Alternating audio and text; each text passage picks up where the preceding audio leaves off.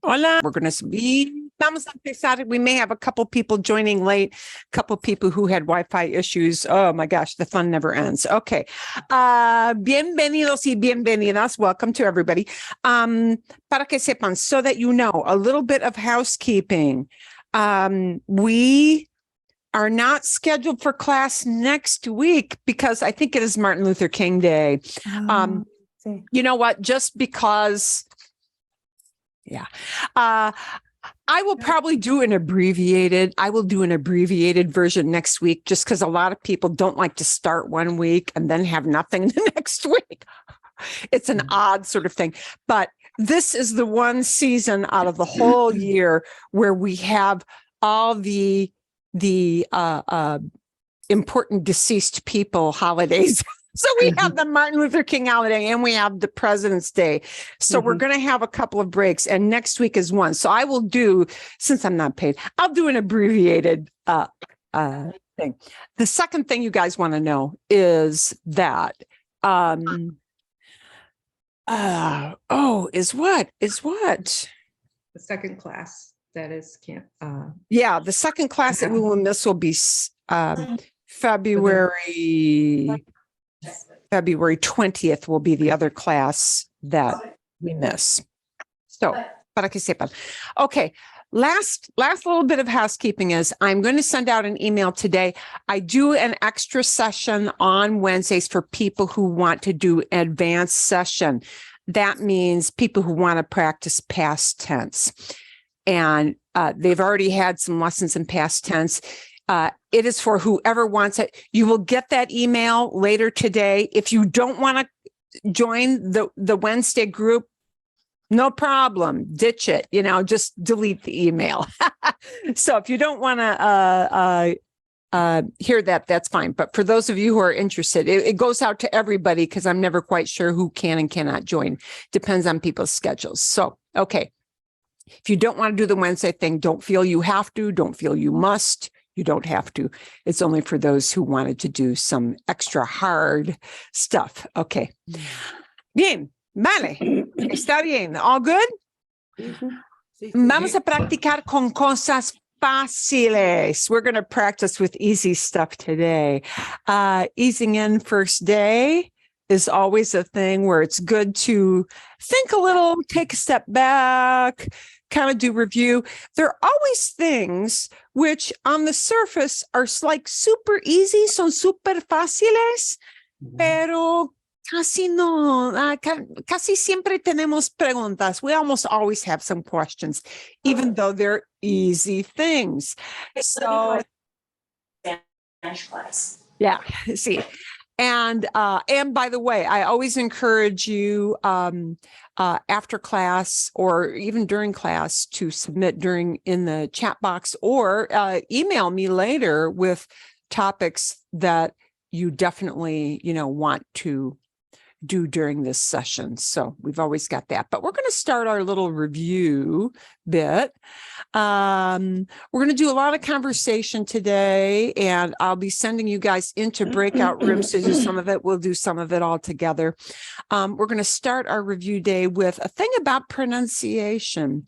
And a lot of people like really with Spanish get rather perplexed and self-conscious about not saying things correctly, self-conscious, especially about some things that you think are super important, but may not be as fundamental as you think.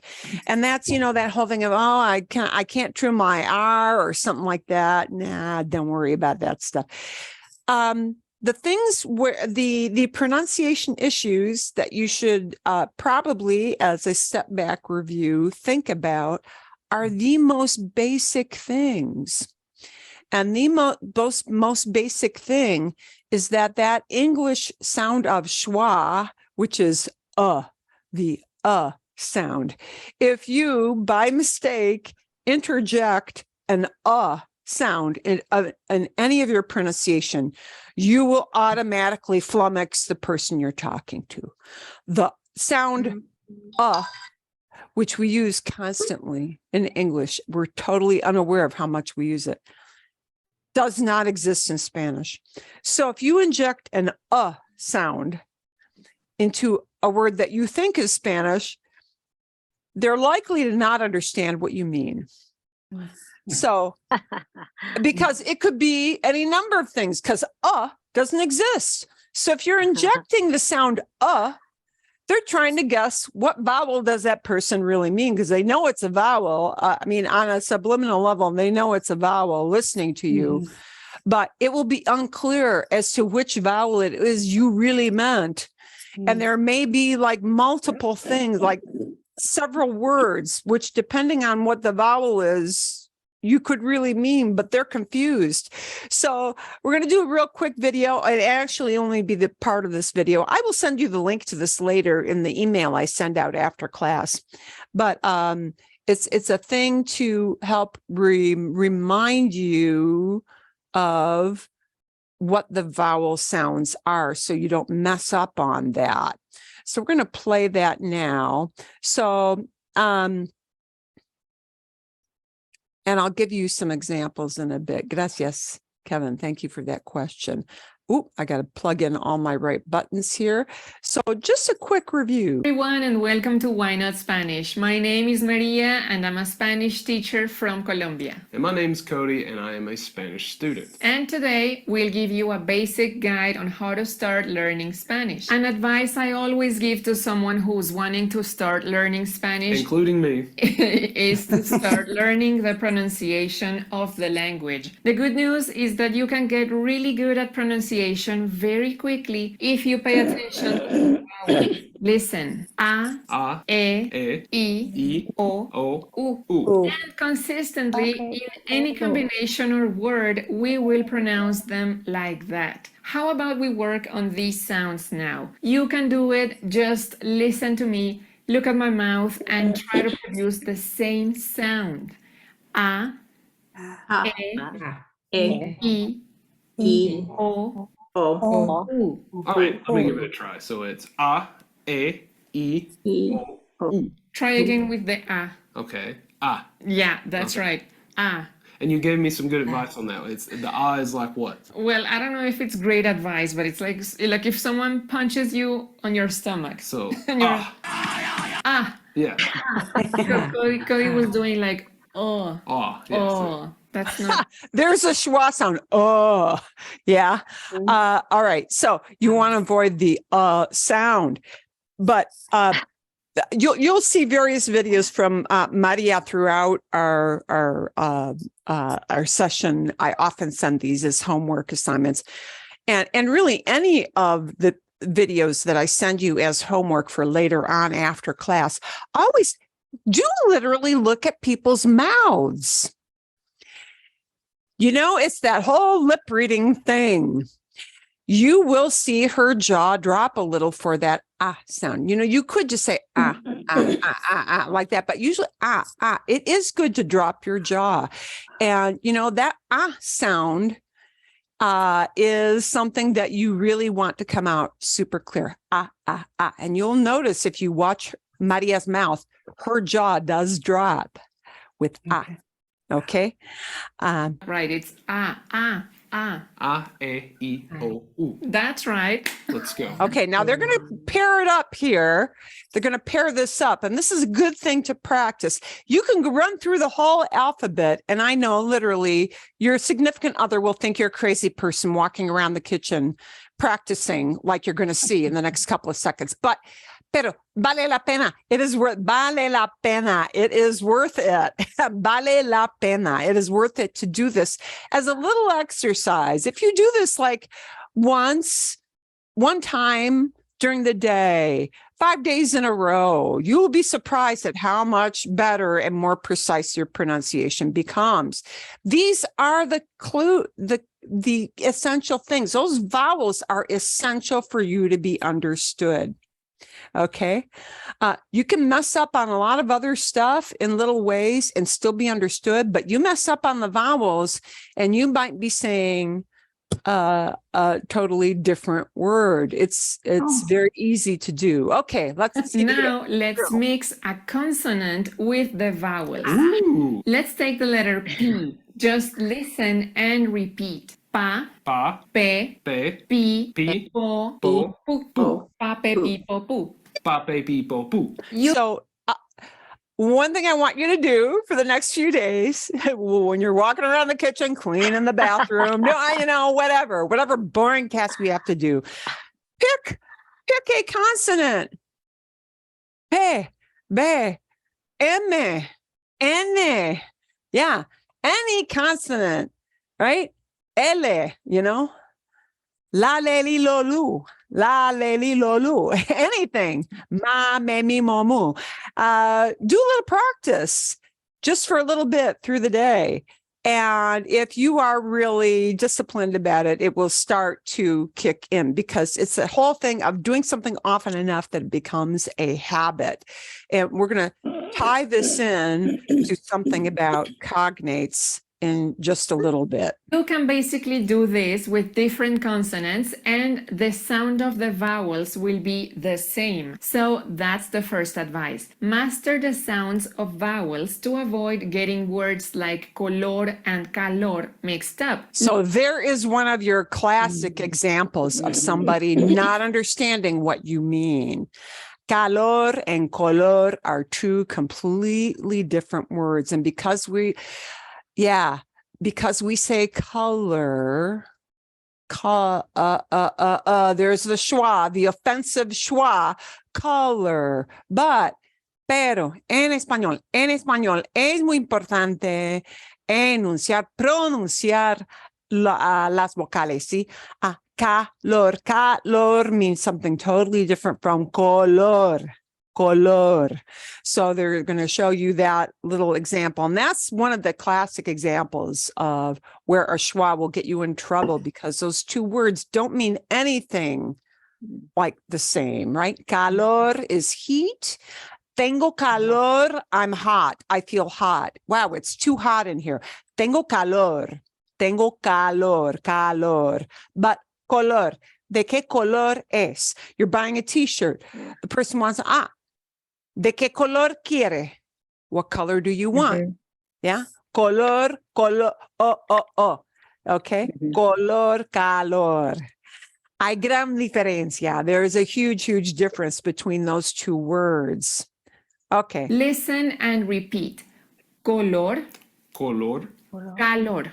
calor. And I don't know if you paid attention to the position of my lips. And do watch her lips. When I said color, I was pronouncing the O, so my lips were kind of rounded. So color, Color. calor.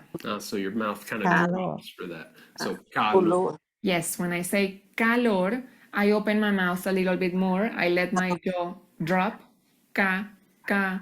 Calor. Keep in mind that learning a language is a very personal journey. It can take you 6 months or it can take you 15 years.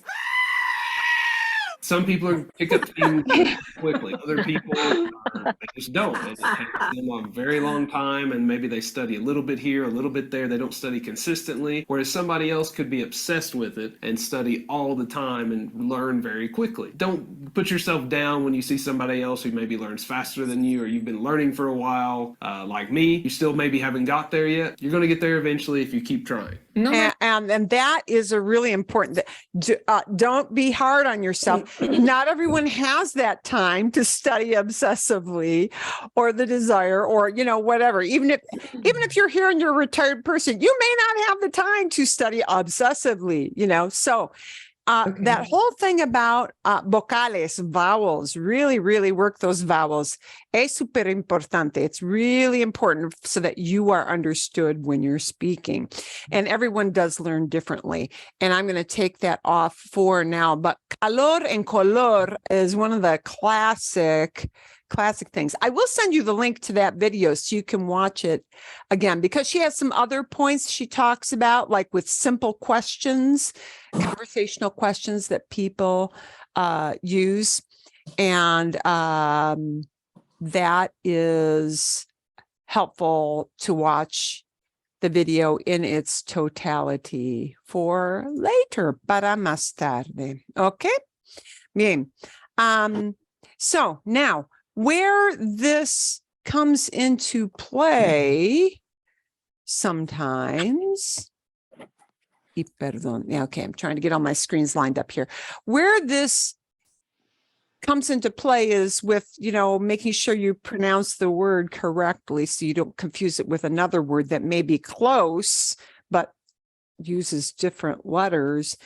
And something else that's kind of tied in, and that's the topic of cognates. Cognates, yeah, are words that are son super útiles. They're super useful. You should use cognates. You should take advantage of cognate. A cognate, if you have cognitive decline, you're losing your memory, right? Cognates are words that sound like an English word, They mean either exactly the same thing or something pretty darn close. So even if you don't know that brand new word, you can guess what the conversation is about from knowing the cognates. There are a lot of cognates in Spanish. Most of them come from Latin, okay? Because we get a lot of Latin that came in from French into English. God, that whole long story. But cognate, the good thing of cognates is that you can learn a lot of vocabulary in Spanish quickly from some of these words that we share in English from the Latin root that came into Spanish from the Latin. The bad thing about cognates is that we have a pronunciation for those cognates in English, and that pronunciation won't be the same in Spanish. Okay. So that's why we bring up this pronunciation thing, to be aware of that. And I'm going to show you one of the biggest and a super important cognate where that will rear its ugly head and essentially bite you in the butt when you don't want to have a problem. Yeah. Okay. Bien. Por ejemplo. Ok. Hoy, qué palabra importante. Sí, es una palabra muy común. Here is a really super common word, right? General en inglés, pero general. General. Por lo general, generally. Generalmente, generally. General. But you need to pronounce it. You don't want to pronounce it general, or not right, general. Listen all the schwas, general, right? General.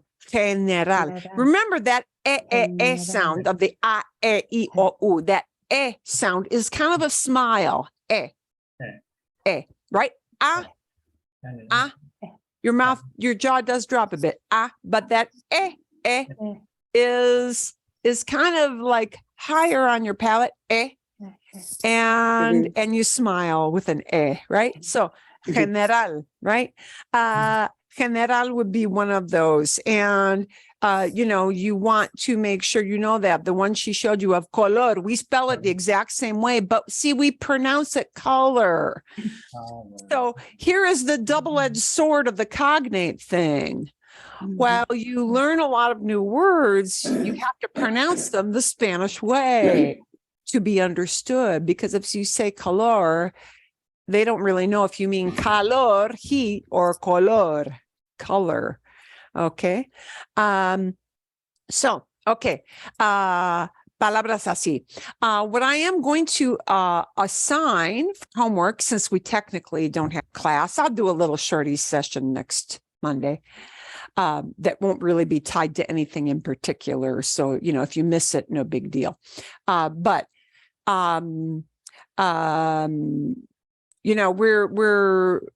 want to practice just things in general, but what you're going to have as an assignment, you're going to get kind of heavy duty load since we don't officially have a class. And one will be on cognates that are honest to God real cognates. Yeah. Cognados. And it will go, what I want to caution you is if it's going to go fast. So you have to be prepared to hit the pause button. Because if you think you can let it roll, and if you're going to like take notes, which you might want to do on that cognate video, you're going to have to be prepared to hit the button and look at and listen to his examples, because he has a lot of great cognates.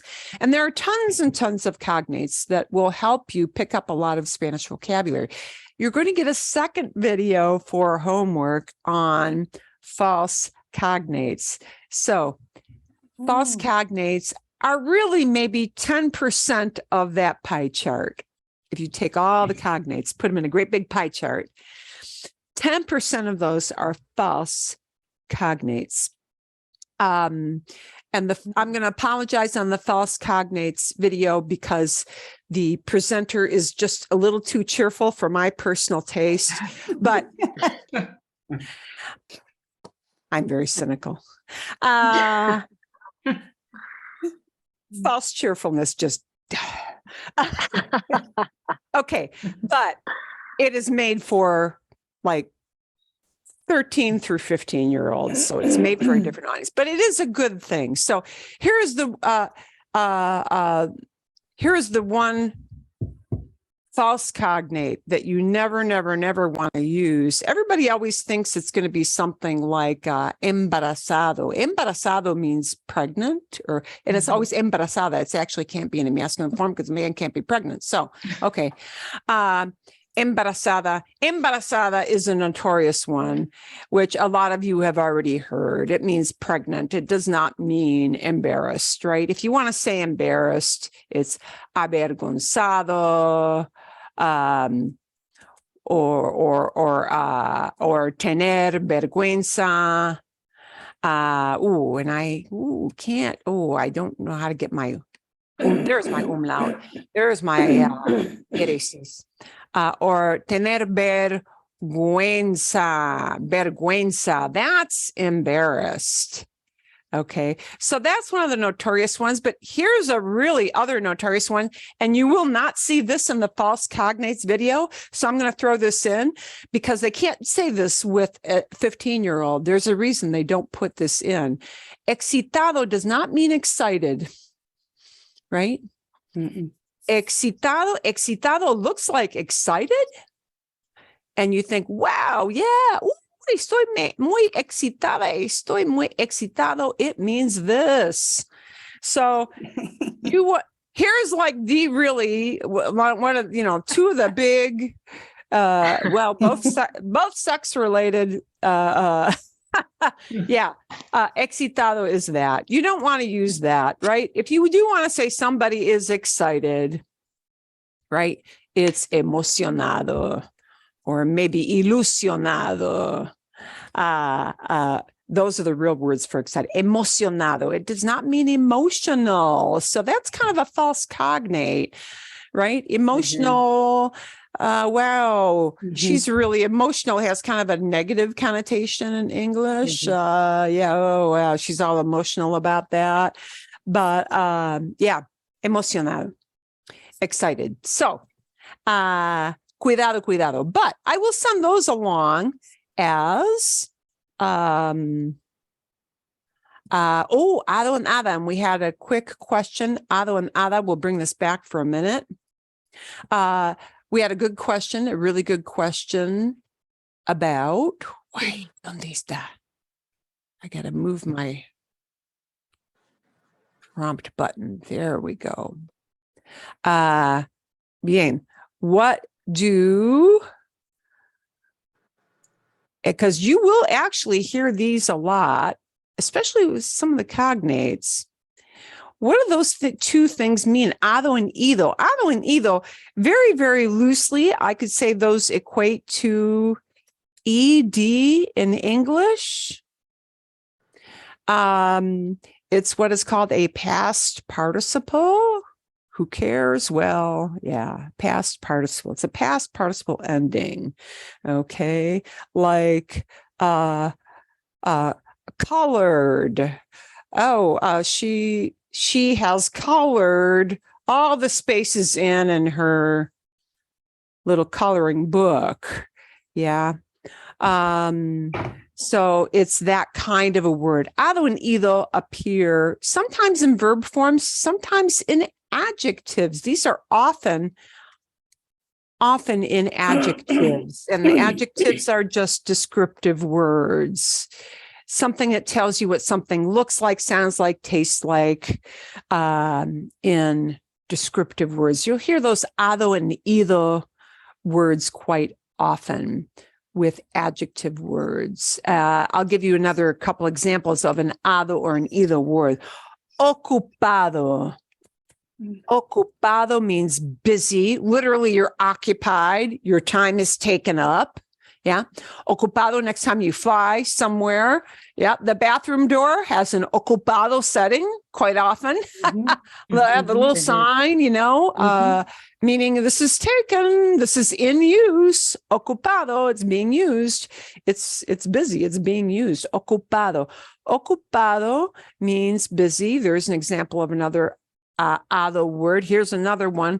Cansado, tired. Right? Enojado, angry, mad, enojado. Those ado words, and sometimes ido. I'll give you an example of an ido word in the saying, pan comido. Pan comido. Comido means eaten, because we don't say eated. Yeah. In English, we don't say eated, we say eaten, but it's still a past participle. Pan comido means bread eaten, but you'll hear people saying just pan comido, like disconnected by itself. And that's kind of like saying easy peasy. I don't know. How do you spell that in English even? Easy peasy. Pan comido. We say, it's a piece of cake. Yeah. When you want to say, that's a piece of cake, like, geez, how it's so easy to do. A kid can do it. That's pan comido. Pan comido, that's all it means. It means piece of cake. Something is super easy. Is the I for an ER? And the A ido, is right. The ido means it comes from an ER or an IR verb. Comido, yeah. Comido. So, comido, bebido, bebido, yeah, right, bebido. And the noun bebida, it means a drink, a thing that is a drink, yeah, bebida. So we have all those little things. So, sí, yeah. Pregunta, o no? No, okay, vale, bueno. Thank you. Gracias. Okay. Yeah. So you'll get kind of a heavy dose of videos for homework, since we officially have next week off, and just distribute it out through all that period of time, since we don't officially have class next Monday. Okay. Vamos a practicar con hablar. We're going to practice with talking.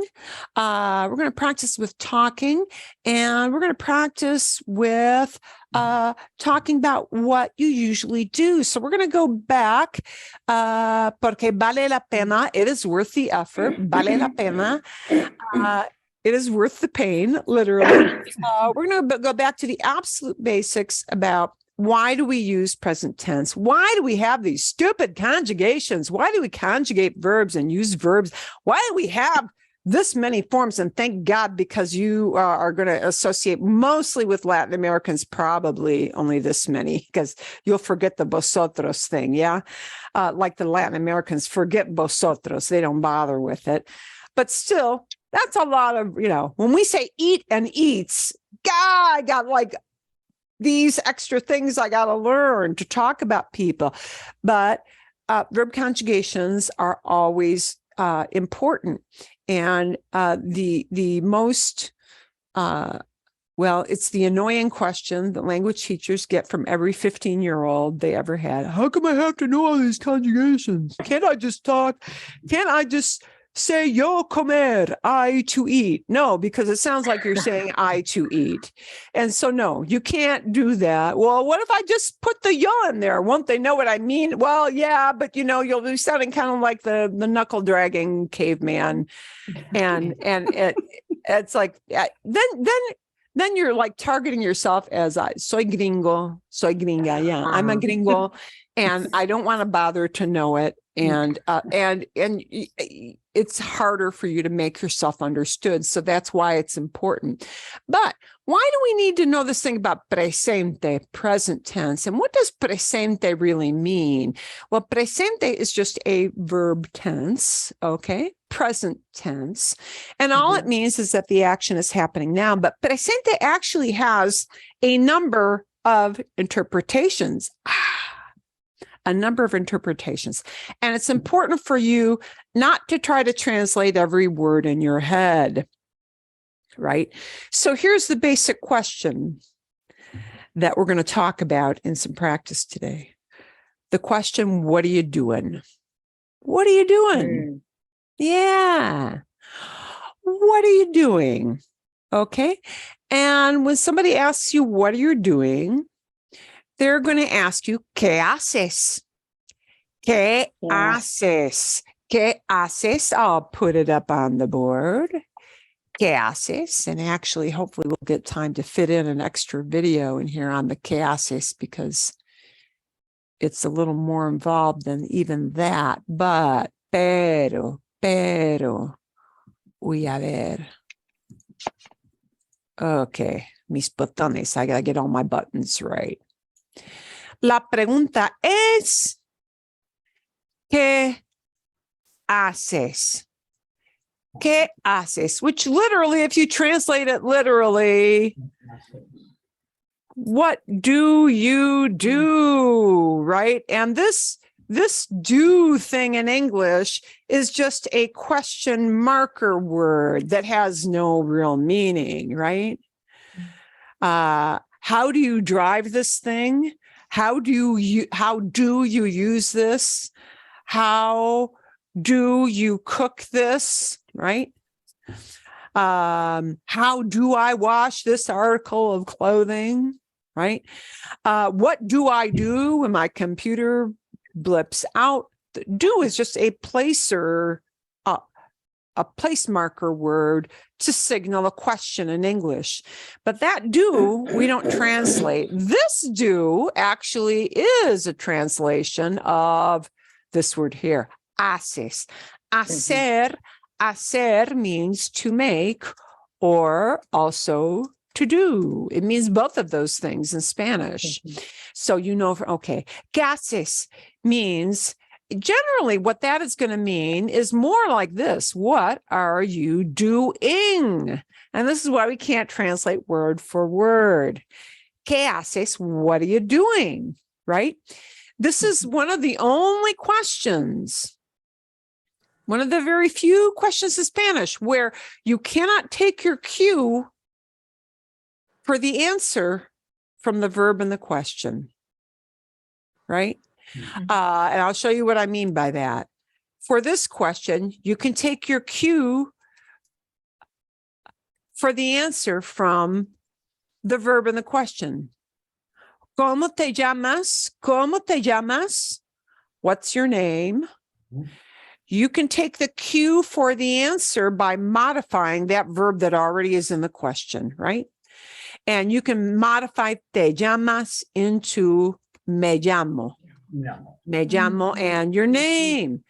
Me llamo Marilyn, me llamo David, me llamo Ana, me llamo Diana, lo que sea, whatever it may be. ¿Cómo te llamas? So we say, oh, ¿cómo te llamas? I know I'm asking, oh, they're asking me about myself. They're saying, what's your name? And I need a yo verb to answer, me llamo. But in this kind of question, ¿qué haces? We cannot grab that word haces and figure out what do I, the only thing we know is that because it's a tu verb, we're saying, what do you do? So we know it needs to be a yo answer, but that word needs to completely disappear when you answer it.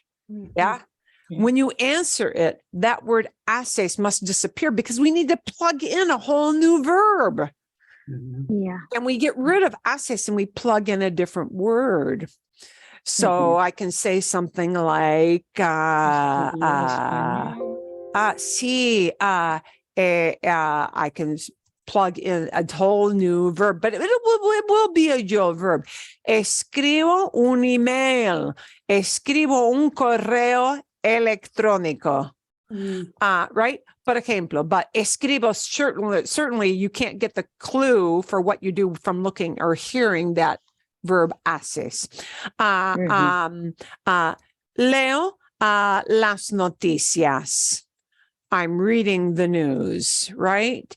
The only thing you know from haces is that it's a tu verb. So when you answer a tu verb, you answer with a yo verb, right?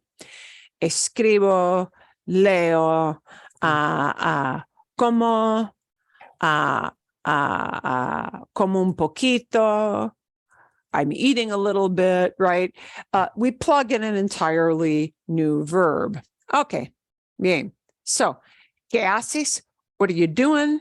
We need to plug in a new verb. So I'm going to send you out to a breakout room in a minute. And what we want to think about is that presente, el presente, present tense, can mean three different things. Let's take the verb escribo. Escribo can mean I write, meaning as a general practice. Escribo un correo electrónico cada día. I write an email every day. Okay. Present tense can talk about your usual pattern of what you usually do as a repetition most days. Okay. Your habits, your general patterns of action. So presente is used to talk about that, your general pattern of activity. Presente can also be used to say, what are you doing right now? Yeah. Enseño una clase. I teach a class, but it can mean I'm teaching a class right now, right?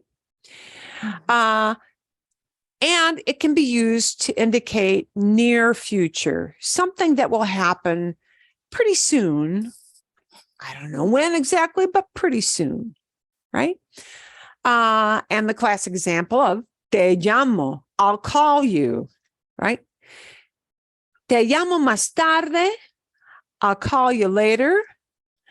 In English, we'll say I'll call you later, but and llamo, I call. Te llamo, meaning you, I will call, right? You're going to be on the receiving end of the phone. Te llamo doesn't necessarily mean I'm calling you now, right? I'm yelling for you. Te llamo means I will call you soon. So presente, these conjugations for present tense can mean near future, right? Or what's going on right now, or my general habit, what I usually do most days. And we're going to take the what I usually do most days as our first breakout room topic. Okay. Bien.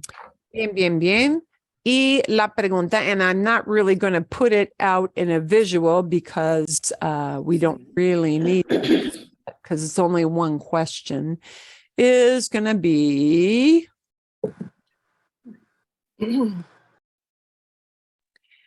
¿qué haces cada día? ¿Qué haces cada día? What do you do every day?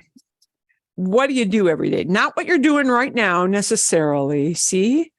What do you do each or every day?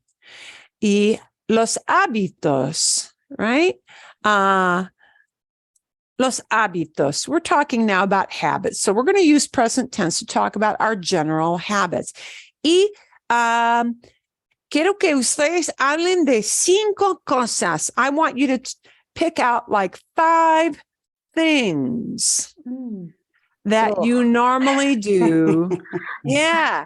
Every day. Now, maybe you'll only get to 3, maybe you'll get to 5, 5 cosas. ¿Qué haces cada día? ¿Qué haces cada día? What do you do every day? And I want you to do some real simple practice with that. And again, that haces is going to come out. You're going to plug in an actual different verb.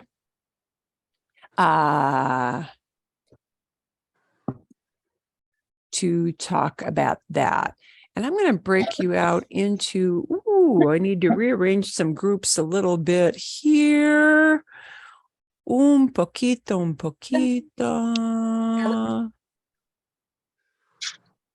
This is Lisa. Can you hear me? Sí. Sí. Maybe I missed something, but we just plug in whatever verbs we can think of. Yeah, sí. Exactly right. And I'm just rearranging some of my groups here.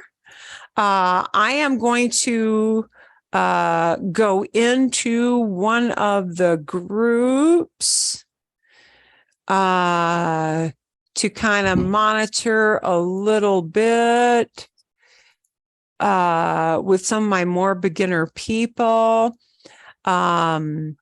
And I'm going to give you maybe just 5 minutes, 5 minutes to give you time to do that. So what's going to happen is I'm going to open the rooms.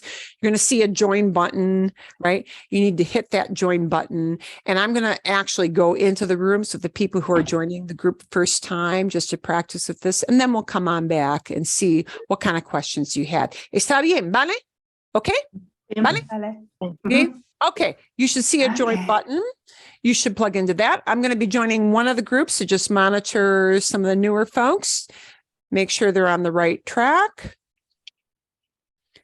But I'm not going to hit that join button for myself until everybody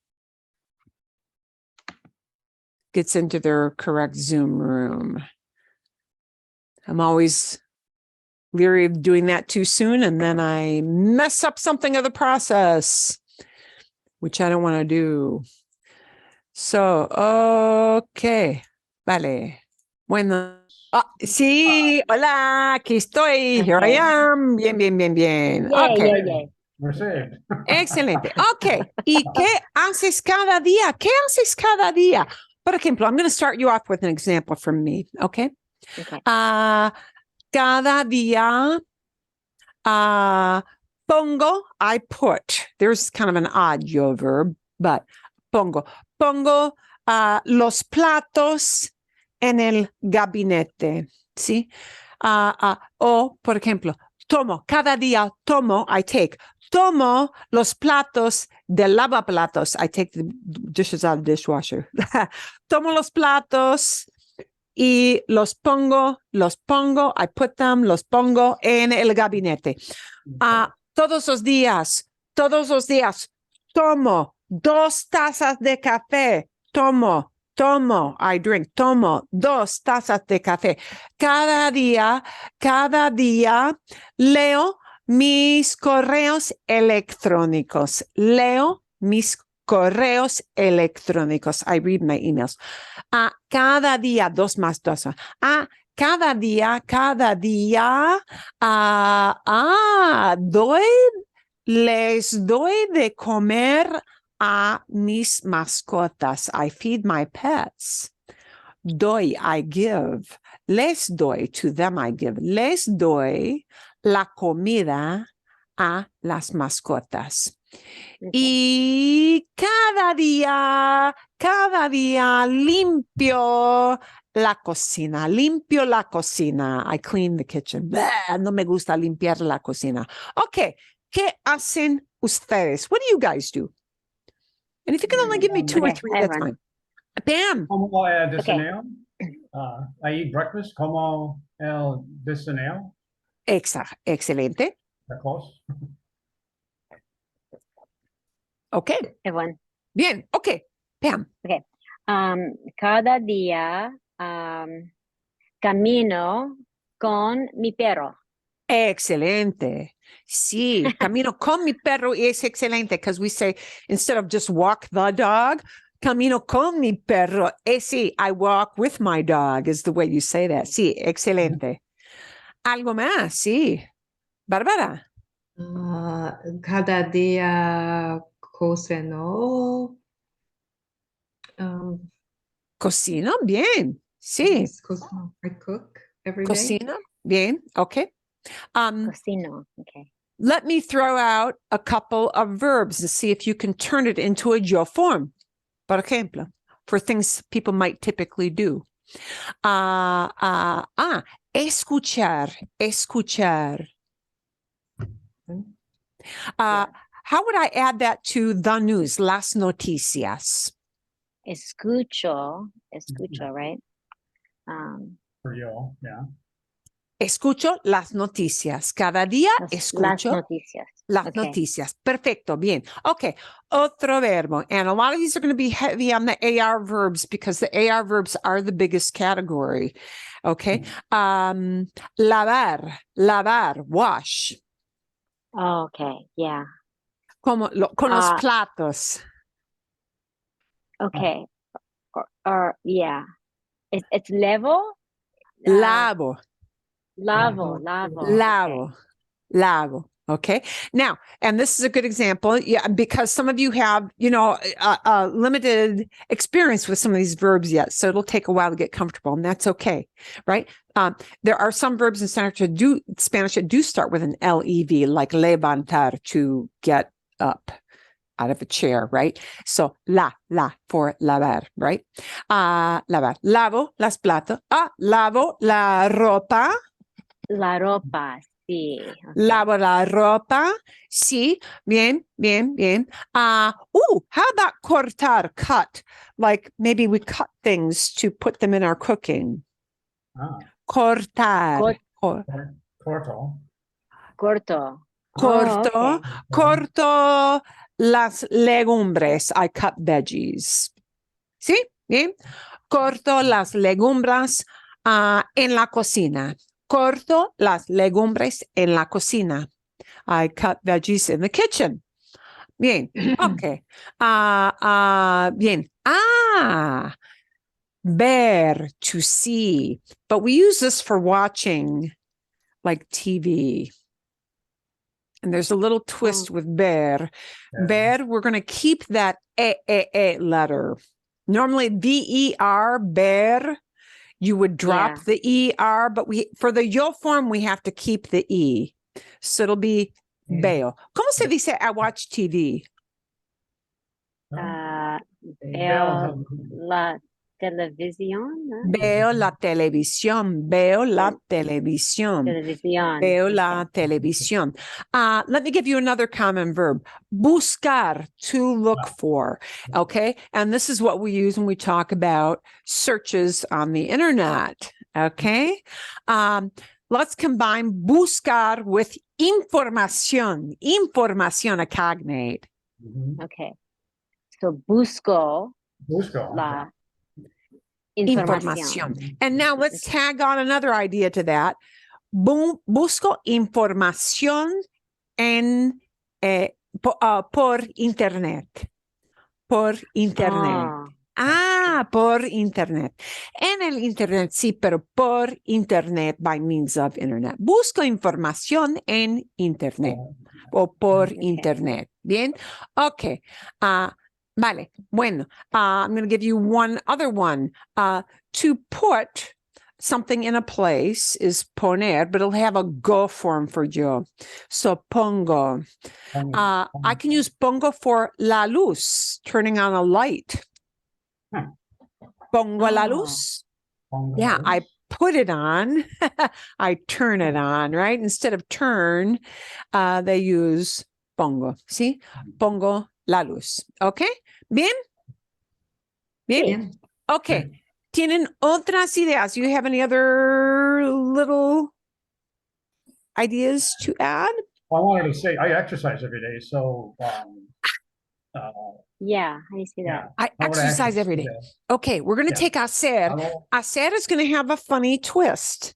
Hacer is what we call one of the go verbs, and that means the go verbs, hacer, H-A-C-E-R. We have to say hacer ejercicio. You do hear some Spanglish, this is like English bleeding over into Spanish on occasion, ejerciciar, but you don't hear that very often. It's kind of Spanglish. So, hacer ejercicio. To do exercise is the way they say that. So Okay. they're not one word. We have to use those two words together. Hacer ejercicio. And hacer is a go verb, meaning it can't be hago, H-A-C-O for yo. It's hago. Hago. Hago ejercicio. So H-A-G-O. H-A-G-O. Hago. Hago. Hago Ejercicio. ejercicio. Most días, every day. Todos los días. Sí, cada día, every day. Hago ejercicio. Hago ejercicio. Oh, let's plug in an extra bit of information with hago ejercicio. Hago ejercicio. Let's plug in por and the number of minutes. Order. Oh, Por yeah. una That's just hora. Un hora. An yeah. hour, yeah. Yeah. Por, Cada día. Yeah. sí, cada día. Hago ejercicio por una hora One hora, 1 hour every day. cada día. Hago ejercicio por 30 minutos Mhm. cada día, Mhm. por ejemplo. Okay. Yeah. So we can Yeah. tag on extra information, talk about like a duration of time. Sí. Por 30 minutos for 30 minutes.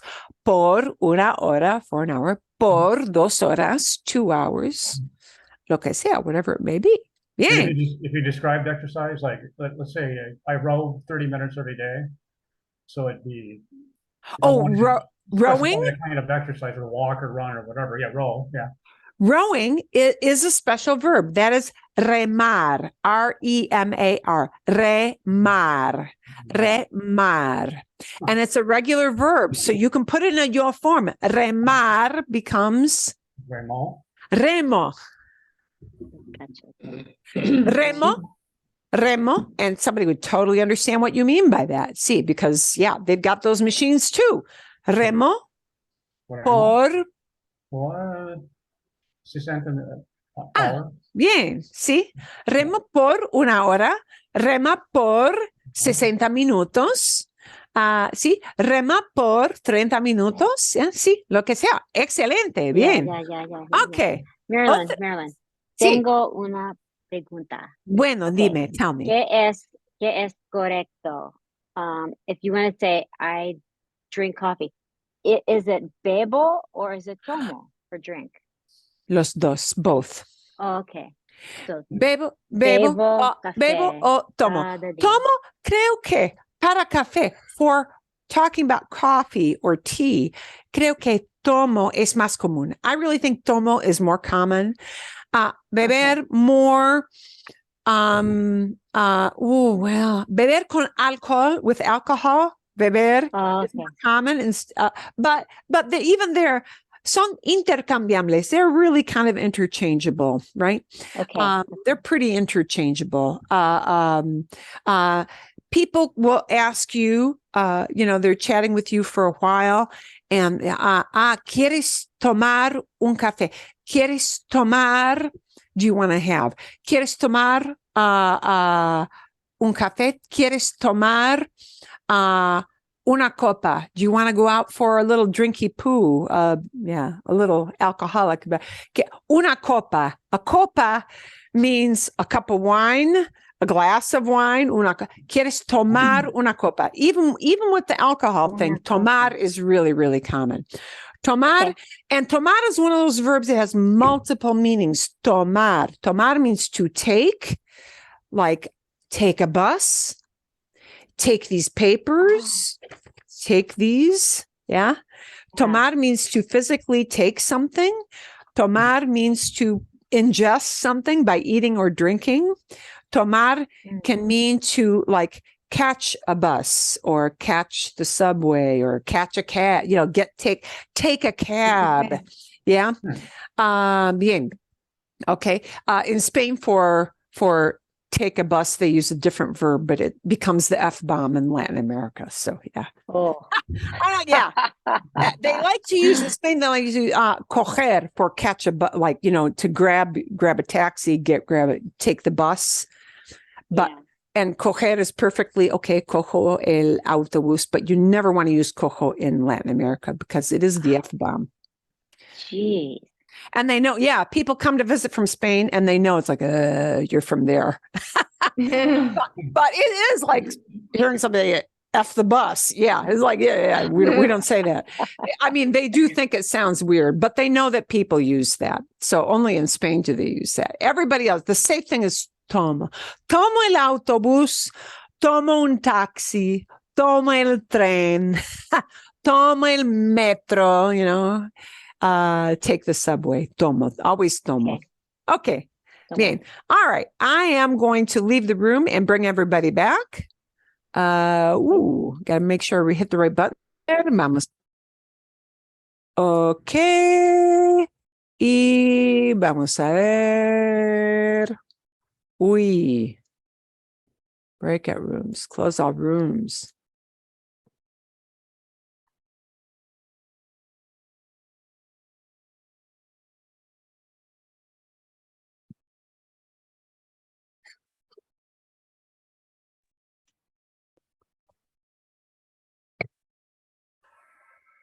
Okay. And we're going to wait for everybody else to come on in because they've got a minute. Some people need that extra minute. Just finish up.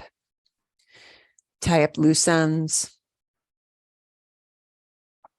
It's so much easier to understand than it is to form all the sentences. I understand It everything is. you're saying. Yeah, yeah. Eso es. And muy normal. That is very normal. Yeah. And that's why we do the little breakout sessions quite a lot here. Okay. Excelente, excelente.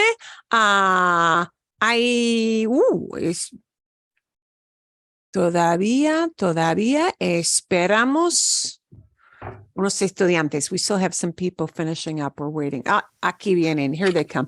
Muy bien. Sí. Excelente. Bueno, ¿hay alguna pregunta? Any question after going out and doing that? ¿Sí o no? Yeah. No, fácil, ¿no? Fácil. Yeah. And like, Sí. Sí, Can I okay. say that it went much better than I thought it would for me? Yay. Pat and Carrie can back me up, and I didn't do as badly as I thought I would. Bien. You did great. Fantástico. Okay. We're going to, before we do the next breakout session, we're going to go through something else because some of you in the next breakout session may choose to do something a little harder. The people in the easier breakout rooms may choose to not do the harder things. So you're going to have, it's going to bifurcate. It's going to go off two different directions depending on which group you're in. Here's the question. ¿Qué haces? What are you doing? But there are different ways that people may ask that. What are you doing? They may ask it as ¿qué haces? Or ¿qué estás haciendo? So we're going to listen to a little video, about 7 minutes, 6 minutes of it. Some of you will not recognize these forms yet, but what I will preview is you may hear people phrasing this question, what are you doing? Present tense may be habits. You were supposed to talk about habits, what you do every time. Now we're going to focus on what are you doing right now?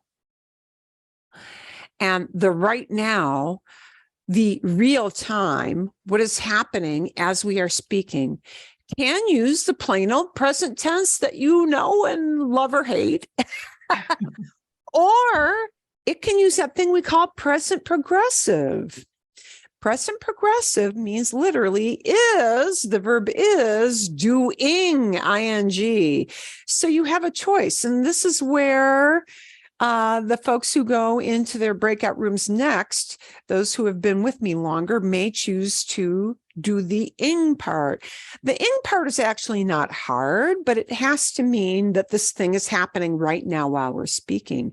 And all it means is that we're going to add a verb in an ing form, and you're going to hear him using some examples. But that means we use estar. And what gets conjugated is not the central verb, but that verb estar. So, estoy estás, está, estamos, están. Okay. And the ing part will remain consistent. It won't have the 5 different forms like tomo, tomas, toma, tomamos, toman. No, it will become something like this. Estoy tomando, and ando, not ado, ando will be drinking. Tomando, drinking. And the drinking never changes. Tomando. Estoy tomando, estás tomando, está tomando, estamos tomando, están tomando. But the question always becomes, people get kind of unnecessarily flummoxed. What's the right way to say, what are you doing, to say right now? And it can be expressed 2 different ways, and both are correct. So we're going to watch a little video about that. And what you do in the next practice may vary depending on which group you're in. So we're going to watch this because it is super, super helpful. Bien. Okay. Momentito. So if you want to ask someone in Spanish, hey, what are you doing? The best way is... ¿Qué haces? Que haces is the best way. What are you doing? Even though it's not doing ing form. Yeah. Yeah. Que haces. Okay. But he's going to say a different thing you may hear. ¿Qué haces? ¿Qué haces? But we can also ask in Spanish. ¿Qué estás haciendo? So if Que estás haciendo? That is also okay. He's going to talk about these 2 things. Que haces or que estás haciendo? we can use both que haces and que estás haciendo as a translation of what are you doing? Both of those mean what are you doing? But estás haciendo puts it in real time while we are talking live. Okay. But they're both really correct. And you may hear people express that question. Okay.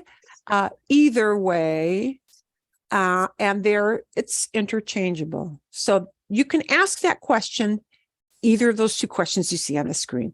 ¿Qué haces? Which is really the most common, or ¿qué estás haciendo? are you doing? Which one should we go for and why? Now in this video, I'm going to answer this question. Well, I'm going to attempt to answer this question. But firstly, we need to set some background. Now in a recent YouTube video, I discussed the situations where we should never use the gerund form in Spanish. And what's interesting is and the gerund, guys, just means ing. Okay, ing is ando, A-N-D-O, or yendo. AR verbs get ando, ER-IR verbs get yendo. So, comiendo, viviendo, tomando, caminando. That's all that gerund means, ing, okay? almost always we use the gerund form in English in these situations. So for example, I'm afraid of flying. This in Spanish would be, tengo miedo de volar. So flying there cannot do volando. It has to be volar because we're using flying as a noun. Flying is a pilot's profession. Not the pilot is flying. Right? Flying is not talking about what somebody is doing right now. Flying is acting, functioning as a noun in that sentence. Tengo miedo de volar. I'm afraid of flying. Okay. So we don't use ing there. Tengo miedo de volar.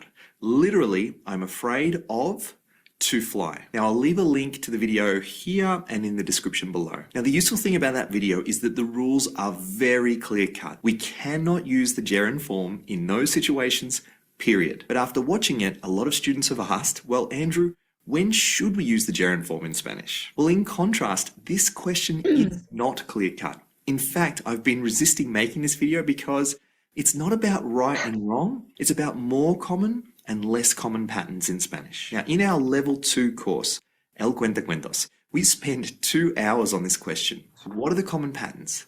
When are natives more likely to go for the gerund form and when are they less likely to go for it? And it's a difficult topic to teach because, again, there's no right and wrong answer. If we suggest that the best translation of what are you saying is ¿Qué dices? ¿Qué dices? then it's hard because we can find examples of natives using ¿qué estás diciendo? In fact, the very next line in that last example that I found is exactly that. ¿Qué dices?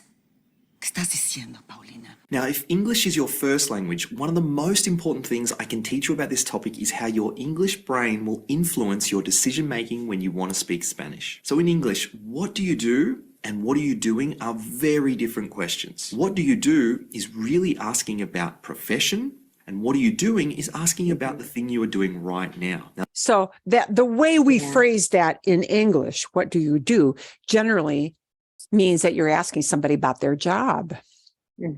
Right. And when we say, well, what are you doing? We're generally not talking about your profession, what you get paid for, but whatever it is that you're putzing around with right now in real time while we're talking. Okay. So in English, those are the contextual bits that the context clues we use, right? What do you do means, oh, I'm asking about your job, your employment. Whereas what are you doing is just talking about the mundane, whatever it is that you're doing, you know. Might be you're just breathing. Estoy respirando. I'm just breathing here. Okay. now these translated into Spanish are ¿en qué trabajas? And ¿qué haces? Or ¿qué estás haciendo? And as an English So this, what are you doing? But talk about this real time can be phrased either way. ¿Qué haces or qué estás haciendo? They're both pretty equally. I think ¿qué haces is actually a little more common, I think. And that's what he's mean. There's not that much difference between ¿qué haces and qué estás haciendo. It's a matter of just frequency. What is more common to hear? But both of those questions will be understood perfectly. Okay. native, you'll be tempted to go for this one because it looks like this, and you want to avoid this one because it looks like this. Similarly, what do you say and what are you saying are again very different questions in English, where what do you say is kind of What do you say is really in English, not talking about whatever just came out of your mouth ever. Yeah. What do you say means you want to know what somebody thinks about that, whether they agree with you or not. Yeah. And what do you say doesn't mean anything about the information you're getting. It means what's your opinion. Hey, let's go for the 2:00 matinee. What do you say? Oh, hey, let's go out for Chinese. What do you say? Yeah.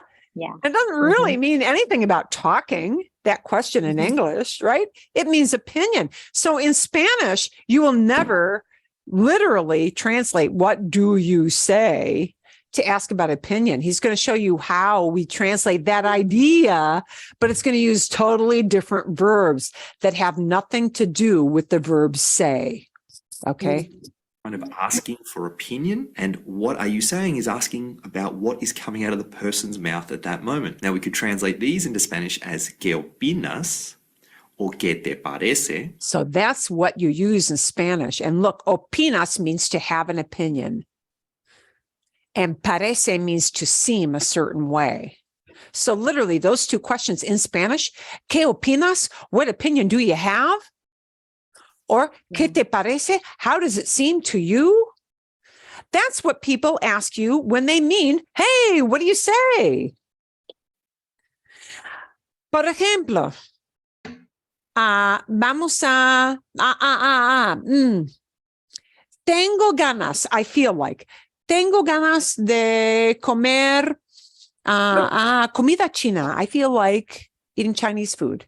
¿Qué opinas? What do you think? What do you say? What do you think? ¿Qué opinas? What do you think?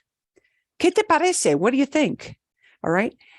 People are asking you for whether or not you agree with them. If you hear the question, ¿qué opinas? Or ¿qué te parece? They want to know what your opinion is. What do you think? Do you agree with me or don't you? Right? Can you say ¿qué piensas or no? You can say ¿qué piensas? What do you think? But, or they can say ¿qué crees? What do you believe? ¿Qué crees? What do you believe? But yeah, so wow, look at how many ways we can express those ideas in Spanish. ¿Qué piensas? ¿Qué crees? From creer. ¿Qué opinas? What's your opinion? ¿Qué te parece? How does it seem to you? And all those things really can be used to say, what do you think? Okay. But if what you really want to ask is, what are you saying? It might come out a different Then way. ¿qué dices o qué estás diciendo? It'll be one of these two. If they're really talking about the words coming out of your mouth, the ideas coming out of your mouth. ¿Qué dices? ¿Qué estás diciendo? So this is why you can't translate word for word. The idea behind ¿qué dices? Is what are you saying? The idea behind ¿qué estás diciendo? Is also what are you saying? This a little more real time, but both of those questions are correct. Both of those ways of asking are both correct. Okay. Where again, the temptation is to match these and avoid this option because it looks like this. So how do we decide between qué haces o qué estás haciendo and qué dices and qué estás diciendo? Well, the first thing that I want you to keep in mind based on what I just showed you is that you're probably going to have a preference for the gerund if English is your first language. And Spanish natives are generally going to have a preference for the simple present form. And so the regular present tense form is probably their preference, unless they really want to emphasize to you that it's happening right now, in which case they'll go for the estoy lavando los platos, por ejemplo, all right? Or estoy tomando un café.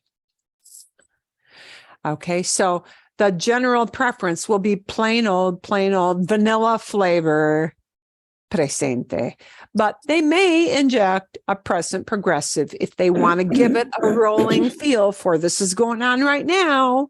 Okay.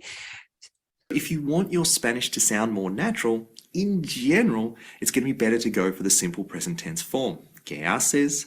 ¿Qué dices? But in addition, we have 3 tools available to us for helping in the decision-making process. Now, firstly, again, referencing our Level 2 course, we introduce a band list. This is a list of verbs in Spanish that rarely occur in the gerund form.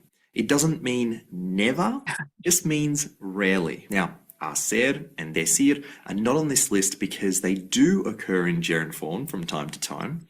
But a good example of a verb on the list is querer, to want. Now, while it is possible to say I'm wanting, estoy queriendo, this phrase is really rare in Spanish. And so this verb appears on our banned list. Yeah, so querer, to want, you don't want to use as an ing as a general rule because people don't say that much. And they'll think if you say that, it's a little odd.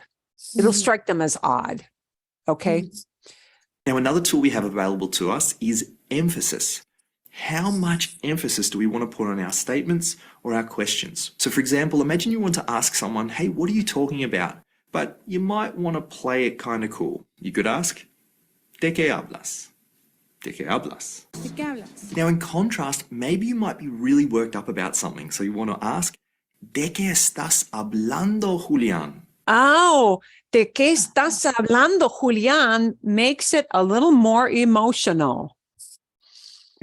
In a situation where you are worked up, maybe you are shocked, you're surprised, you're angry, you're elated.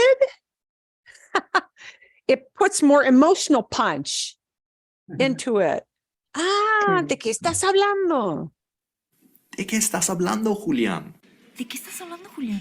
Now, in this scene where I found this clip, Julián is trying to break up with her. So in response to this relationship is not working, she says, ¿De qué estás hablando? What are you talking about? And so the gerund form might be appropriate if we need to express shock, extra emphasis, or emotion. Now, the last tool that we have available to us is habitual versus out of the ordinary patterns. Now, compared to the other situations we've already looked at, this one translates the best between English and Spanish. And so if something is normal and occurs habitually, then we should use the simple present tense form. So for example, you might want to ask someone, hey, do you work here? ¿Trabajas aquí? Okay. And this is what you just practiced, the habitual every day. I do this all the time, activities. Yeah. Do you work here because you don't want to ask somebody if they're a customer? You want to know if that person can help you. Trabajas Right? aquí. Now, it is possible you might want to ask, are you working here? But this might be more appropriate if it's a brand new job or you knew the person was working somewhere else very recently. And so if something is new, a change from routine or out of the ordinary, then we can go for the gerund form to make the point. For example, if someone asks you, hey, where are you? And you want to say, it's that I'm working outside of Madrid for a couple of days, which is a change from normal because I'm normally working in Madrid, then we would say in Spanish, que estoy trabajando fuera de Madrid unos días. Que estoy trabajando fuera de Madrid unos días. Que estoy trabajando fuera de Madrid unos días. Okay, let's do some practice together, noting that the answers to these questions are a preference for a common pattern and not necessarily right or wrong. Okay, so first example. He's always wanting more. How do we say this in Spanish? Siempre quiere más. Siempre quiere más. Noting that siempre está queriendo más is possible, but very rare. Yeah. And quiere más, yeah, you're not going to hear that very much. The parentheses is what you won't hear very much. This week, I'm studying a new topic. How do we say this in Spanish? Esta semana estoy estudiando un tema nuevo. Esta semana estoy estudiando un tema nuevo. Hey, So in real time, but I'm doing it all week long. So it's an ongoing progressive action. I'm doing this all week. Yeah. So estoy aprendiendo español. I am learning Spanish is okay because you're doing it while you're practicing speaking with that person, right? what are you eating? ¿Qué comes? ¿Qué comes? Again, noting Yeah. Actually, for real time, this is going to be common. ¿Qué comes? You can express it as ¿qué estás comiendo right now while we're talking, but the ¿qué comes, the simplest form, what are you eating, right? In English, you want to say the are and the eating quite often as estás comiendo. This is what are you eating? Estás comiendo is a more direct translation in terms of your English pattern into the Spanish pattern. But really, the more common way is to just use the que comes. The que comes, the plain old vanilla flavor present is. ¿Qué estás comiendo is possible, but not as common. Okay, as always, if you enjoy this lesson, Okay. Y eso es todo. That's it. So what I want you to do next is talk about something that is going on right now in your house. Yeah. And you might have to use your imagination a little bit for that. But probably some of you may want to use some presente progresivo, those of you who are used to it, but know that both of those forms are going to be okay. Acceptable, right?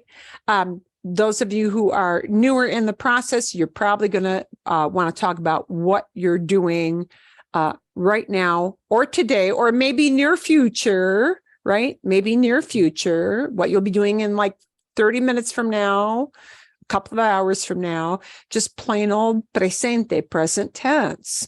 So remember, super like close to future, something you're going to be doing in the next couple of hours, something you'll be doing this afternoon. You can use presente. I want you to use one of those ideas as to talk about what you're doing right now or what you'll be doing super soon. ¿Está bien? We're good? ¿Sí? Bien? Tres cosas, maybe three things. If you get to 5, great.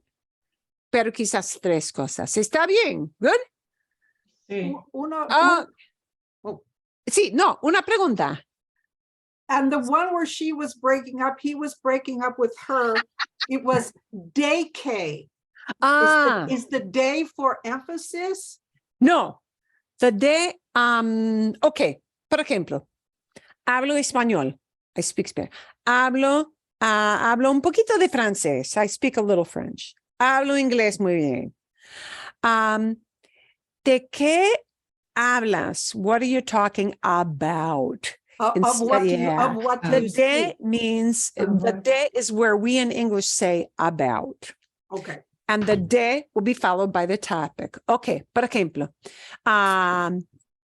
hablo de nuestras relaciones. In that example, ¿de qué hablas? Or ¿de qué estás hablando? What are you talking about? She asked to the guy who wants to break up. Hablo de nuestras relaciones. I'm talking about our relationship, por ejemplo. Hablo de los quehaceres. I'm talking about the chores. Hablo de nuestros hijos. I'm talking about our kids. Yeah, see. The de will be attached to whatever it is you're talking about. So instead of saying about, they're going to, with that verb hablar, use the little word de. Okay. Okay? Bien? Okay. Vale. I want you to talk about either what you're going to do very, very, very soon using presente or what you're doing right now. And what you're doing right now can morph into presente or the estoy en an ando or yendo. Okay? So is this just about like ourselves, not somebody About else your in the own- house? It could be about somebody else in the house. Sí, exacto. Or your media naranja, your better half at work, whatever they're doing. Okay? ¿Está bien? A ver. Got to get my breakout room button. Okay. And again, I'm going to join the one groups to get them rolling here. You're going to see your join button.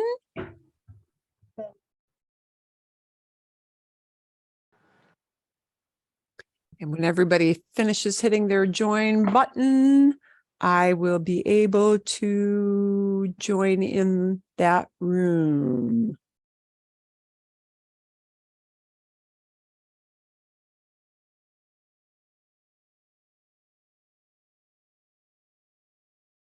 Bien. Excelente. Okay.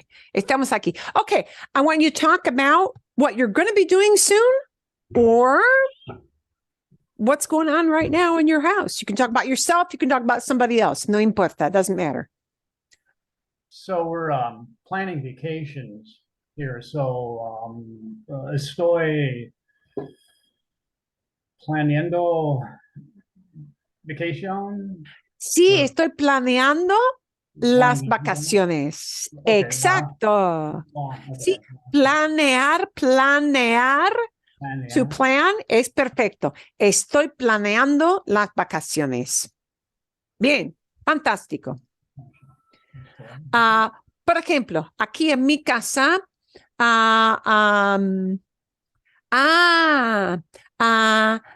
llamo a la oficina de los obreros. I'm going to call the workers' office because my fence thing. See, llamo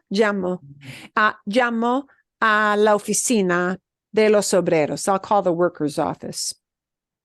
And that means what I'm going to do really soon. But I'll just use llamo to say, okay? And that indicates I'm going to do it soon. Marilyn, ¿cómo se dice appointment? Is it la cita? Appointment, la cita. Cita. Okay. So tengo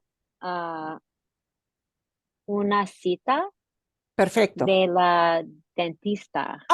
Lo siento. Sí. And how do you say today? Today? Hoy. How do you say today? Hoy. Mm-hmm. Tengo una cita con el dentista hoy. Tengo una cita con el dentista en 2 horas, en 3 horas. Tengo una cita con el dentista por la tarde, in the afternoon. Así. And we learned how to say time also. It's las 3 y hora. A Right? las 3. A las 3. Sí, okay. A las 3. Sí, exacto. A las 3. A las 3. Muy bien, muy bien. Ok, vale, perfecto. Algo más. Estoy cosiendo ropa por Estoy cocinando, cooking. No, coser. Cociendo. Cosiendo. Cociendo. Cosiendo. Sí. Sewing clothes, sí. Para, Yeah. para Ropa. reparar, to repair. Para reparar. No, no. No, algo nuevo, sí. Yo coso también. Construct. Yo coso también, sí. Sí, Yo estoy coso. cosiendo. I'm doing it right now. But if you just want to say, I sew, I'm sewing later today. Very, very common to just take coser, C-O-S-E-R, coser y coso. Coso, ropa, más tarde. I'm sewing later. Later. Oh, so nice. Sí, How exacto. about, let's say, estoy la ropa sucia. Lavo la ropa sucia. Cleaning, washing the dirty laundry, washing the dirty Ahora. laundry. Sí, ahora, sí, yo también. Sí, tengo la ropa sucia. Tengo las toallas. Sí, y ahora sí estoy lavando o ahora lavo las toallas. I'm washing towels. Ahora lavo las toallas. So lavo las toallas can mean I will be washing them really soon, or it can mean I'm doing it right now. How do you know which? Just from the context of the conversation. Whatever they said before that, whatever they're talking about after that. Okay? Bien? ¿Cómo se dice me too? Buena pregunta. Yo también. Yo también. Yo también. Yo también. Excelente. Yo también. Yo también. Ok. Bueno, exacto. ¿Y más? Voy al gimnasio. ¿Voy al gimnasio? Gymnasio. You going to gym later? Voy al gimnasio. Sí, exacto. Sí. Otra vez hago ejercicio más tarde. I'm exercising later. Hago ejercicio más tarde. Later. ¿Sí? Hago ejercicio a la 1, at 1. Por ejemplo. Bien. Voy al gimnasio a la 1. I'm going to the gym at 1. ¿Sí? Ok. Perfecto. Otras ideas. Any other little ideas here? What you're doing now or what you will do soon? Eat lunch. Perfecto. ¿Cómo se dice? I'm eating lunch. And don't do the ing, just do the plain old verb. Okay. Let's say it's, oh, sorry. No, go ahead. Como, I was gonna say, what if it's something you are doing, like washing the clothes? You're doing it now. It's happening now, but I'm not really in there washing clothes physically. It can be the plain old vanilla present tense is fine. Is fine. Okay. But people may choose do that. They may choose to estar with that ando or yendo either way. But usually the easiest solution is the best, which means plain old present tense. See, so I'm not in my laundry room right now, but that stuff is washing. So just lavo las toallas. I'm washing towels. Bien. It's fine. Okay. Or like Studio. to pack, unpacking, but unpacking all day. Sí. Perfecto. Perfecto. And there are two ways you can say that. Empaquear is, kind of sounds like the English. But we also can use hacer la maleta. Hago la maleta. Hago la maleta. Literally, I make my suitcase. Sí, hago la maleta. Hago? Okay. I'm packing. Sí. Oh. Bien. Hago la maleta. Hago las maletas. I'm packing the luggage. Hago las maletas. Bien. Ok. Bueno. Gracias. ¿Qué más? ¿Hay otras? Oh, and I'm at my 11 o'clock hour, so I'm gonna leave the room. I'm gonna bring everybody back. Yeah. Wow. Okay. Vale, bien. Y vamos a ver. Close the rooms. We're going to close the rooms. Close the rooms, bring everybody back so they all know what we're doing for the next week to do our practice. Sí, bien. And I'll send all the links again in the email. I'll give a little reminder because we have some new folks in our group. Perdón, aquí, bien. Busco mis apuntes. I'm looking for my notes. Okay. Esperamos a los demás. We're waiting for everybody else. Los demás. Everybody else. Bien. Okay. Vale. Bueno, ok, unos más. ¿Quiénes no están aquí?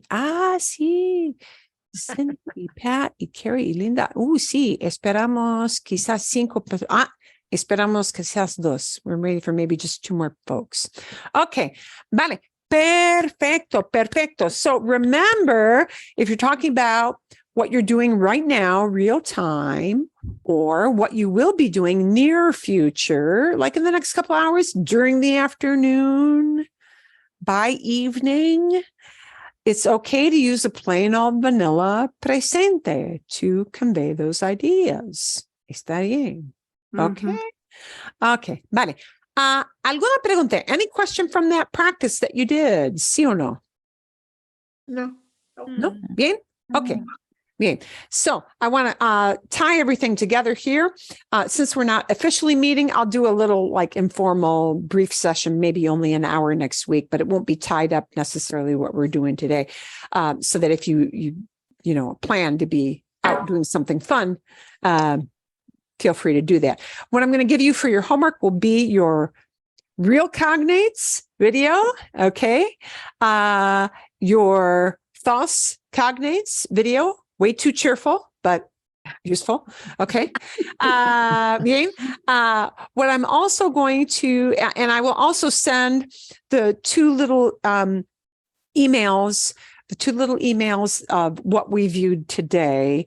The, do I use present progressive, or, is it ¿qué haces? What are you doing? Or ¿qué estás haciendo? I'll send you that video and our little thing with the reminder of the pronunciation. And it's got more stuff we didn't show during class. One extra thing I'm going to send to you today will be a listening story. And this will be especially useful.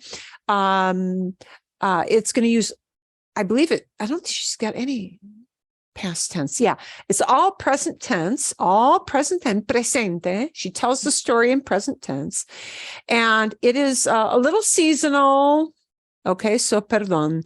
But this is a recurring figure in this series of videos is Carlitos. Carlitos is our person who is very much like my first child. Carlitos is a...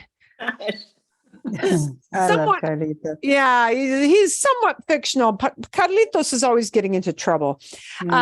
So this is a storytelling video. And the reason you're going to get that in my email later on is this is a great bit of homework for you to listen to a story and see how much you can understand of what's going on in the story. So I'm going to show you, even though this is kind of seasonal related to Christmas, I'm just going to show you for the new folks so you know how to access this. This will be about Carlitos. Was he naughty or nice? You can really easily figure out whether Carlitos was naughty or nice. Okay, if you know Carlitos from the other videos we've done. When you listen to this video, this little gearbox down here, this little thing here, CC, I would say leave it on the normal speed because she's going to speak very, very slowly. And turn on, however, this little CC because it's going to give you these closed captions. The closed captions are AI generated. So I'm going to tell you the closed captions are never 100% accurate, but they're about, 85, 90% accurate. They're pretty good. So she's going to tell you a little story about Carlitos being very excited and, is he on the naughty list or the nice list? And she's going to use a lot of very easy verbs in present tense to talk about what happens in the course of Carlitos waiting for el 24 de diciembre, waiting for the 24th at Christmas Eve, Nochebuena, as they call it, Nochebuena, good night, but we call it Christmas Eve. And it's a good story to listen to. Do keep in mind that I'll be giving this video along with the 2 cognates because we've got this next week officially off. So you have plenty of things to do. So don't try to do everything in one day, you know, take the real cognates bit and really portion some time to pause and take some notes. The false cognate bit, do a different day. And the storytelling video, I would say the normal person probably has to listen to the stories at least 3 times. That's really normal. I can't follow it on the first try. Well, congratulations. Eres normal. You're normal. The average person is going to have to listen to it probably at least 3 times to fully understand everything that's going on through the video. Okay. But it is, do try to get the general feel for what's going on and come back with any questions about that video for when we have class. But do use the CC button to give yourself something to hold on to, because most of us are kind of visual learners, and it really helps to have the subtitles on. Bien? Bien. Yeah.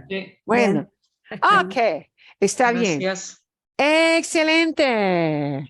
De nada, de nada. And always feel free to email me during the week with questions, requests, things you want to do, all that sort of thing. ¿Está bien? Sí, hasta luego. Fantástico. Y hola, Patricia. And I'm sorry I didn't say hola earlier to you in this particular, in particular. Okay, excelente. Okay, entonces nos vemos oficialmente no tenemos clase el próximo lunes. Officially we don't have, but I will do a little quickie version for those of you who don't want to have that week off. So you're going to do it like a regular hour or I'll do it just 1 hour shorter. Yeah, I won't do an hour and a half. I'll do a shorter one. Sí. ¿Está bien? Está bien. Yes. And it won't be necessarily connected to the homework. So don't feel like if you're doing the homework, oh, you're missing something. It'll just be kind of unrelated, something kind of fun and games oriented. Okay. ¿Está bien? Gracias. Okay. Okay. Vale, magnífico. Hasta luego. Nos vemos.